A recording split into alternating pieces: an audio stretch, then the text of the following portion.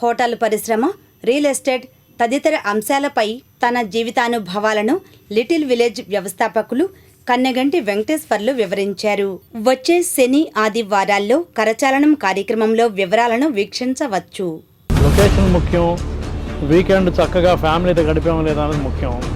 Third ప్రయారిటీయే భోజనమా లేదా first ప్రయారిటీయే భోజనమా మీరు study చేసినంత వరకు.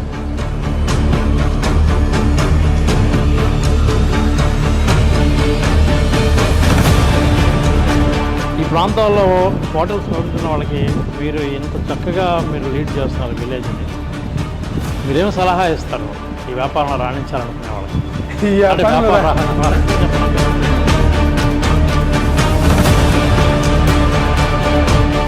పరిశ్రమలోకి ఎలా వచ్చారు?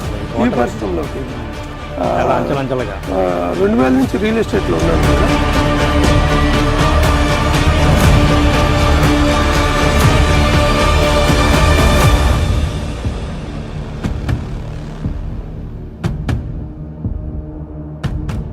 ఇప్పుడు అనేకమైన వార్తల పేపర్లలోనూ మీడియాలో చూస్తూ ఉంటాం మనం. ఒక హోటల్కి వెళ్తే అక్కడ సరైనటువంటి పదార్థాలు వడ్డించకపోవడం, ఏదో ఫ్రిడ్జ్లో నిల్వ ఉన్న సరుకులు చూపించడం కానివ్వండి, ఇట్లాంటివన్నీ ఒక చేదు అనుభవాలు ఎదురవుతూ ఉంటాయి. అట్లా కాకుండా విజయవాడ స్థాయి లేదా ఇంకొక సిటీ స్థాయిలో ఒక మంచి ఫుడ్ దొరుకుతుంది అనే దానికి మంగళగిరి వాళ్ళకి మీరేం భరోసా ఇస్తారు సార్? అంటే కొంత అవగాహన లేక మీ 7 ఏళ్ల ప్రస్థానం, ఈ 7 ఏళ్ల ప్రస్థానంలో ఒకటి సార్,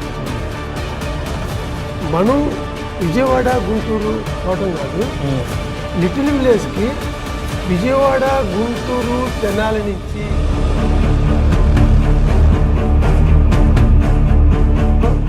అంటే ఈ ఇంటర్వ్యూ ముఖ్యంగా నేను చెప్తున్నానండి, ఏ గెస్ట్ అయినా సరే, ఎంత రష్ టైంలో అయినా సరే,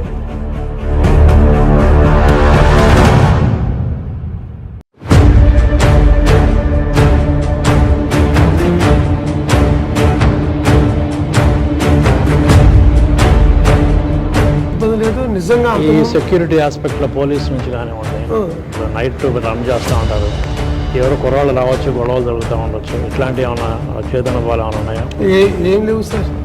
ఏదో చిన్న చిన్న ఎప్పుడైనా అనిపించినా నిజంగా డిపార్ట్మెంట్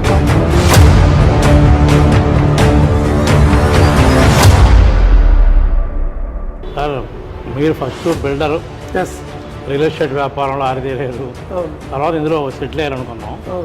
ఇది రియల్ ఎస్టేట్ పరిస్థితి ఎలా ఉంది మన రాజధానిలో ఇప్పుడు?